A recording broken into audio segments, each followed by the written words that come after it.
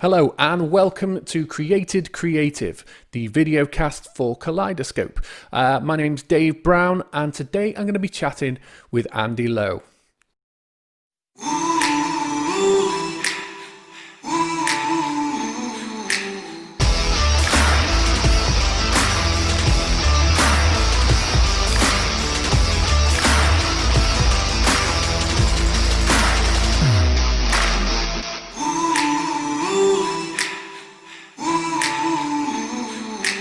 Welcome to the show. It's great to have you with us, mate. Video podcast. Sorry, say that again. It's great to be here. Thank you so much, Dave. Great to be here with you. In fact, I need to tell you something. Today, I was reading my daughter's Bible story, and it was about David and how he wrote songs and wrote the Psalms and how they became very famous. Yeah. And she said, "I wonder if he's even as good as Dave Brown and the Beatles." Oh, mate, I'll take that. I mean, I'm going to have to slip her a fiver. So you mentioned your daughter there. So you're a family man then? Yes. So my wife Liz is also a very creative person, and we have a 7-year-old and 2-year-old girl, both with wonderful personalities and, learning and enjoying creative things in their own right. Andy, tell me a little bit about what it is you do for a living at the moment. Okay, yeah, so I'm a musician, and that's my main sort of creative passion. There's a lot that I love to do, but my real occupation is as a musician, but that means lots of different things in any given week. So my sort of bread and butter is teaching music lessons and then doing bits of music production for people. Which that's the nutshell answer, but yeah, there are all sorts of creative projects that I love to get involved in, some of which are paid work, some of which aren't, but I feel like I want to explore as many sort of creative possibilities as I'm able to, whilst also providing for my family. Awesome. So you are a very busy man indeed. So I know you've got a podcast that you do. The am I saying that right? Orky podcast. It's Alki. Alki. Okay. Like Audi. Okay. Like the car Audi, but with a K. Okay. So tell me a little bit about that. It's all about improvising. So there's two of us that run it, and we're musicians who feel that music is for playing, basically, and it shouldn't just be about performing, and it shouldn't just be about practicing for a gig, but if you're musicians, you should be able to just get together and have fun playing music. Totally. Without necessarily having it written out beforehand, which I know for some musicians that is an absolute nightmare. They're terrified of it, and others rarely do anything else. The podcast is just exploring that, basically, through getting guest musicians and getting them to play musical games. We improvise, but we do stuff, we call it gamifying the music. We roll dice, and the dice give us 3 random notes, and we start the music just playing those notes. Or we did one, in fact, we recorded an episode in lockdown the other day. Well, we did it over Zoom, and no, it wasn't actually Zoom, but it was online. And 2 of us in the UK, another musician in France, another musician in America, playing at the same time, but with a delay. And we were like, how's that going to work? So we invented this game called Conversations. We gave each musician a character, and they had to play their part in character, and sort of taking turns, but like you would in a conversation, some overlap as well. Yeah. Playing music, but you had to do it in your persona. Like we had upbeat Frank, and who was I? Melancholy Maurice, I think. So the podcast is playing those sort of games, but to just see what you can come up with when you're making up music on the spot. Amazing. So it's pretty fun. Awesome. And so you're no stranger to making things up as you go along. I've seen a couple of your performances in the past, and quite often you'll take suggestions from the crowd and put it all into the song. Like, how do you develop that side of your brain? That's a great question. Like everything, is practice, and so it doesn't just happen. I don't know. There are probably different scenarios that I've put myself in, and playing music is one of them, where you try and come up with things on the spot as quickly as you can. And I'd be lying if I said it was always successful, but doing it more. Like sometimes I've practiced freestyle rapping, and Amazing. sometimes they're just terrible, but occasionally your brain works fast enough and you come up with something really good on the spot. But the more you do it, the better you get. So, and I find as well, actually, being in the environment where there's an audience watching me helps me to get there faster. Because sometimes if I'm just trying to do it at home, I'm thinking too hard about trying to make it good, and it falls. But when I've got a room full of people and they've given me Tom's the Tank Engine, a bicycle, and custard creams, and I've got all of those into a song. In that moment, then I find that the pressure of the situation does kind of help. Amazing. So, but not everything you do is improvised. Obviously, you do a lot of writing. I noticed. Well, I mean, I've known you for a while now, and I think when we first started doing a little bit of recording together, you had just started your song a week challenge for, I think you did it for a whole year, didn't you? Yeah, that's right. Mate, some of those were spectacular. I was watching a few back the other day. So if you've not heard of these, then go and check them out on Andy's YouTube page, which is... It's youtube.com/Andy Lowe Music. Or on his Facebook page, which is just Andy Lowe Music, correct? Yeah, pretty much always Andy Lowe Music. Amazing. And yeah, I was in bits with the. There was one where you used a website to help you write like a rock song. That's right. Oh man, it was so good. The song was called Mistress of Archery. Twisting your pastry and smashing your expensive audio equipment. Blinded by me, you can't see the truth. It's you give it some select words and it writes the song for you. Yeah. Right. It's great for comedy effect. Yeah. Not so sure about releasing something. No. I very much doubt Lewis Capaldi is going to be getting his next single from it. There was one about waiting for a bus. There was one that was like an ode to a yogurt pot. Like, you've covered the whole range of stuff over the year. Yeah. Sometimes, because to be honest, I did the challenge as like a discipline thing. Yeah. Because I found that being busy, I wasn't setting aside time to write. So it's like, right, I'm gonna commit to not just writing a song, but uploading a song to YouTube every week. And because I had that commitment, I was like, right, I've just got to do it. And sometimes it wasn't even fun because I didn't have much time and I felt stressed about it and I didn't have any ideas. But then again, it's the pressure. Yeah. I've got to come up with something. So it did mean some of the ideas were a little bit weird. Yeah, but there were some really good ones in there as well, though. Like, did you find that over the course of the year that it got easier? Yeah, I think so. Yeah. I think partly I just got used to sitting down and writing, and just getting a bit quicker. But also I got over some barriers, like, because part of it was I can tend towards perfectionism. Yeah. Part of the challenge was also trying to defeat that by saying this is not about making things perfect. It's just about seeing if I can finish 52 songs a year, which meant that there were times where I perhaps would have preferred to rewrite some lines or come up with a better way of doing it, but I just had to say, no, I'm going to go with that. Yeah. Which I think that actually kind of, it's a theme with your creativity, actually. If you look back at the Alki podcast, that freedom to just make mistakes and not worry about everything being perfect.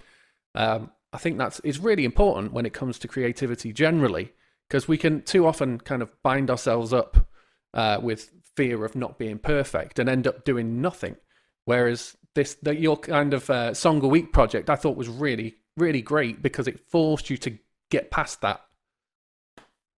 Yeah, that's it. It was really valuable for that. There's a phrase which I keep going back to, which has helped me, which is that finished is better than good. And obviously I like that. There's an application for that, and there are times and places where you need quality. So I'm not throwing that out of the window. But if you want to grow in something, then you have to stop waiting for it to get to this perfect state. You have to say it's done and on to the next thing. Yeah. I watched an interview with an author recently where she was saying that, she like a serious published author of many books. Yeah. And she'd written a book, and people were coming back with this criticism, one particular thing that saying it would be better if you did this. And she said, I know it would, but I finished that one and I'm going to start writing the next one. Yeah. And it's like, she knew that she could have made her book better, but she chose not to. Yeah. Because it would be better for her to just continue the creative journey instead of investing loads more time trying to perfect the product, which is an interesting philosophy. Yeah, definitely. So, Andy, you've got a time machine and you can go back 10 years. What advice are you giving yourself? About creativity? Yeah, about creativity and about your career path and how things are. Wow. It's such a hard one, because there are things that I say to myself now, but that I don't know if when I was in my 20s, I don't know if I would have listened. Probably overthinking it a bit. I think I would say practice.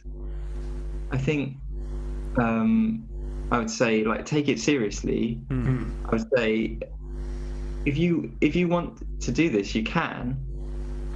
You just need to work on it, and if you keep working at it, you will get better. But you kind of have to know. You have to have a kind of confidence that it will be worthwhile. Yeah. So I think it would. I'd like to give myself that advice, but it would need to come with some reassurance and some positive, like, affirmation as well. Yeah. Because I think at the time, a lot of people probably were telling me to work hard. Yeah. But I don't think anyone was telling me I could be a music producer if I worked hard. I think they were telling me I could get good grades and I could get a university place. Yeah. But I think if someone had turned up in my life and said, you can be a music producer, so keep practicing, that's probably what I needed to hear. Yeah. Yeah. It's really hard to keep going if no one is saying, I can see what you're doing and it's really good, and I can see you going somewhere good with that. It's sort of really hard if you feel like you're going it alone. Yeah. And I think my biggest partner and champion in it is my wife, Liz, and that's the most, she brings me the most encouragement, because she's consistent. Yeah. Every time, if I just feel discouraged about stuff, or just the other day I was saying, I'm just not sure if this was very good, and she'll just encourage me. Yeah. And that is invaluable. It's whatever you want to do, you need help, you need people around you that are going to encourage you in it. Gear change. You've got an online concert coming up soon, haven't you? Yeah. Tell me about that. It sounds really exciting. I've never been to an online concert before, but I believe during these times they're becoming more and more popular. So how did you come up with that idea? Yeah, that's cool. Well, it starts at a wedding. A friend of mine got married, not this year, I think it was last year, and I got asked to play in the function band, and it was like the best wedding gig ever. I mean, we played some amazing tunes, and the dancing was just on fire. Wedding dancing is always next level. I mean, when the groom got up on stage and did the rap to Beyonce and Jay-Z's Crazy in Love, and the whole place just erupted. Yeah, that's a good night. One heck of a wedding party. Anyway, there was another sax player in this wedding band called Dan Scott. And when lockdown first started earlier this year, he set up this online platform for concerts. He's very sort of involved in a music scene, just recently graduated down in London, knows a lot of musicians down there, and so he created this platform so that people could still hear music and still sort of go to a concert virtually, and to support music making communities. And so I saw a post recently where he was just sort of inviting people to get in touch if they would like to do one, and I thought, yeah, that sounds interesting. Nice. Yeah, so that's how it all started. And I wanted to be kind of ambitious with it, and I've got lots of songs now. Amazing. All of those songs I wrote in the Song a Week challenge to go back to. I picked some of my favorites from those and some other general favorites. But given the opportunity to not have to do it live in person in front of the audience, I thought, let's see how far I can push the boat out in terms of these arrangements. So I went quite technological, playing numerous different instruments and often swapping around and triggering loops and layers and things like that. Yeah, so amazing. And by the looks of the advert for it, you're holding quite a variety of musical instruments. So are you drawing on some of those different instruments, or is it mainly just like synth and guitar? I'd say most of the songs are led by either a keyboard or a guitar instrument, but featuring lots of others. So it features saxophone, percussion, and drums, and a little bit of synth and a little bit of bass. Mate, yeah. There's only one of you. You're an actual musical wizard, by the way. There's one point where I have to run to make it to the bass guitar in time. I don't have time to put the strap on. I just poke it up on my knee, and that was a bit tricky to play, actually. And another song, actually, if you watch the concert, look out for the moment where I go, oh no, where's my guitar? I hadn't put the acoustic in the right place, so I have to just leave the stage and then pop back up to carry on the song. Oh, violin as well. I forgot to mention that. Mate, so how many instruments do you actually play? I have. It depends really whether you count you count like ukulele as a separate instrument, or whether you just bundle that in with a. I'd say that's a separate instrument. Okay, and mandolin as well. So I mean, probably about 10. Oh, mate, I struggle to play one, and you play 10. That's, mate, you are definitely a gifted human being. A bit like languages. Once you've learned a couple, yeah, it's easier to pick up more. Awesome. But you're a very talented man yourself. Your main instrument is your voice, isn't it? Well, I do a bit of singing. I do a bit of singing. Obviously, very musical. You obviously got your irons in a lot of fires. How does your gifting translate into like the church environment? Oh yeah, that's cool. Yeah, I'm a worship leader, and I lead the worship team at Hope Church. That's probably the most obvious connection with being a musician, is worship. Yeah, I've tried to bring a bit more creativity into worship, just sort of dipping a toe in the water. Something I've been doing for a while. We have like a regular youth gathering in Shrewsbury. I'm not sure we mentioned that actually, but I'm based in Hope Church in Shrewsbury. Yeah. And it's almost become a tradition that I do a worship set, which is dance music at this. Amazing. Arrangements of like worship songs that people know, but with a 4 on the floor and you know, just a bit more ravey or dubsteppy. That's awesome. I remember they used to do that at Soul Survivor. Oh, right. Back in the day, I remember. It's pretty cool. I haven't managed to do that on a Sunday morning church service yet, but we have done like jazz, kind of jazz funk worship set one time. That was pretty cool. I enjoyed it, at least. Yeah. And I've at one bit just sort of wrote a kind of string trio to accompany one of the songs. Just finding ways, because you have to use what's available to you. Mm-hmm. We haven't got heaps of musicians, but it's sort of finding what you have got, and getting creative and using it in a way that complements the worship rather than detracts. You don't want to just throw a kazoo in the worship band just because you got a kazoo, do you? That's such a tough. It's a tricky balance to get right, and I think, in a way, perhaps the church hasn't been exposed to enough that is different and challenging. You don't want to be challenging just for the sake of it. No, of course not. You want people's eyes to become fixed on the music. You want people to be lifting people's eyes to God, but music is a gift that we can use to help people to lift their eyes and to express their praise to God.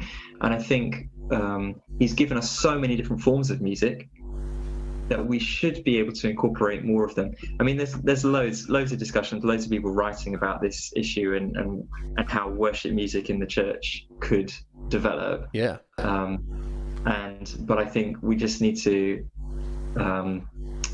It would be a slow journey. Yeah, and I think again, come with it. I think again, we need to create a culture in our churches where failure is okay. In order to release creativity and to move things forward like that. I think if we have a culture where it's okay to make some mistakes and try new things without the fear of being ostracized, then I think we could have slightly more creative worship sessions and release something of what God has placed into people. Yeah, that's totally true. We need to have a culture where people are really honoured and celebrated for trying something different. Yeah. Even if it didn't go very well. Yeah. You still say, "Well done. That was brilliant that you did that." And it can be sensitive, definitely, in church, because there's so much meaning and value that you place on it. Like trying something out at a gig. It feels like the stakes are lower because everyone's just there to be entertained. Yeah. And the worst thing that can happen is that they don't like it. Whereas trying something out in church can feel like the stakes are so much higher because if it goes wrong, someone might accuse you of blasphemy. Yeah.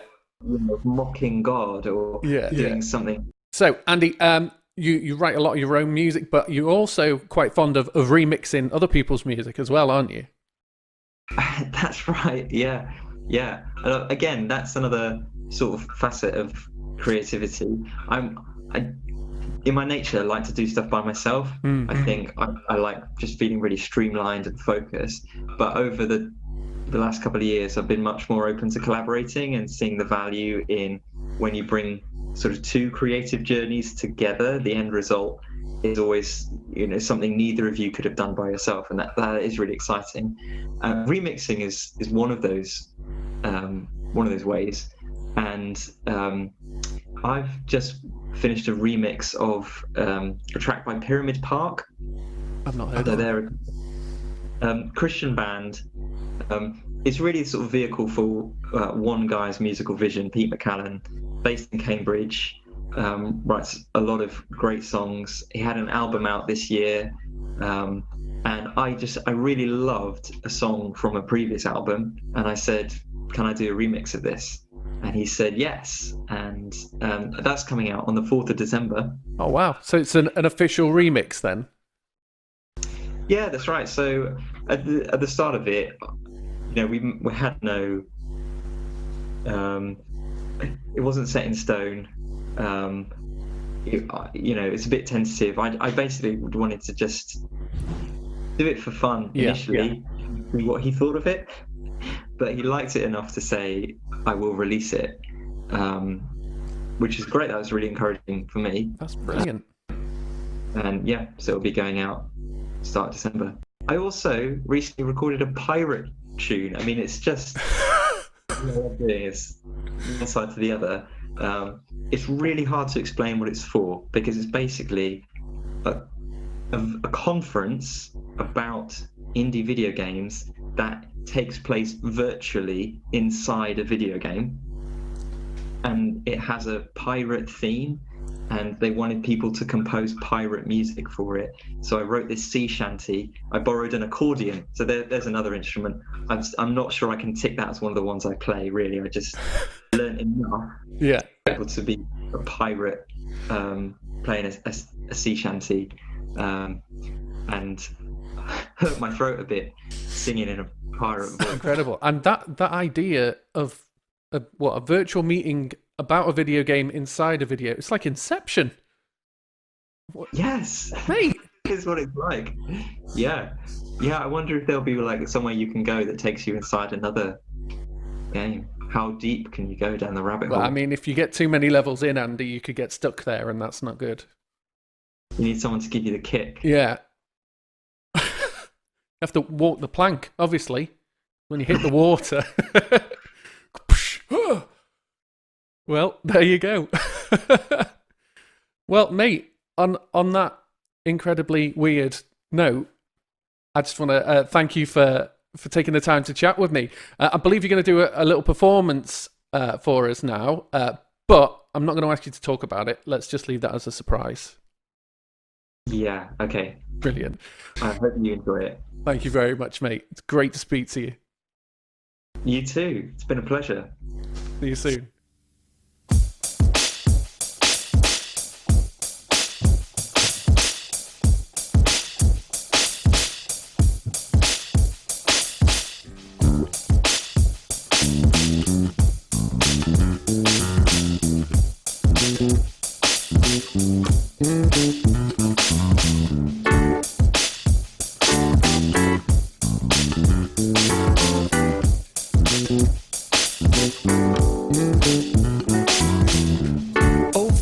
Mountains and the sea, your river runs with love for me, and I will open up my heart and let the healer set me free. I'm happy to be in the truth, and I will daily lift my hands, for I will always sing of when your love came down. I could sing of your love forever. I could sing of your love forever. I could sing of your love forever. I could sing of your love forever.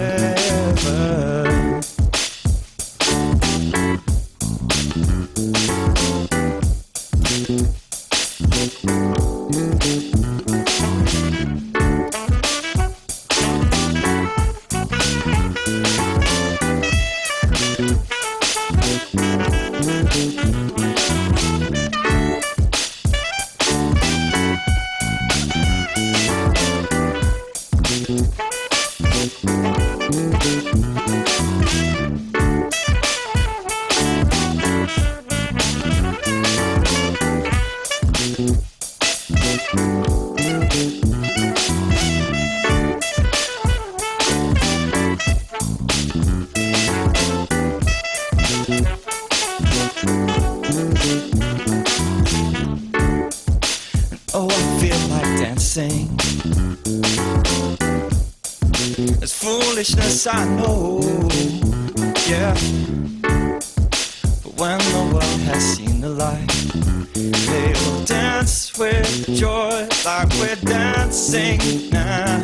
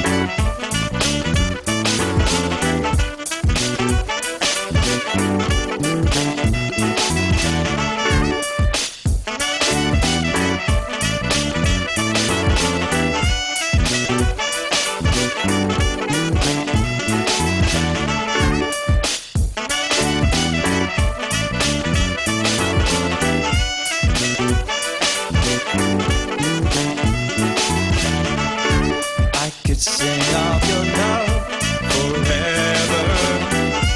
I could sing of your love forever.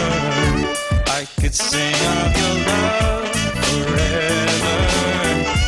I could sing of your love forever.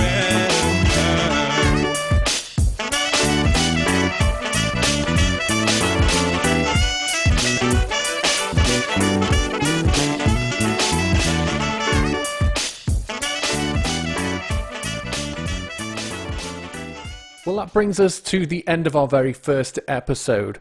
Thank you so much for watching. Thank you for staying with us. Thanks again to Andy Lowe for some great chat and that brilliant performance. Stay tuned and we will give you some updates on what's coming up in Kaleidoscope in the near future. Bless you guys. See you soon.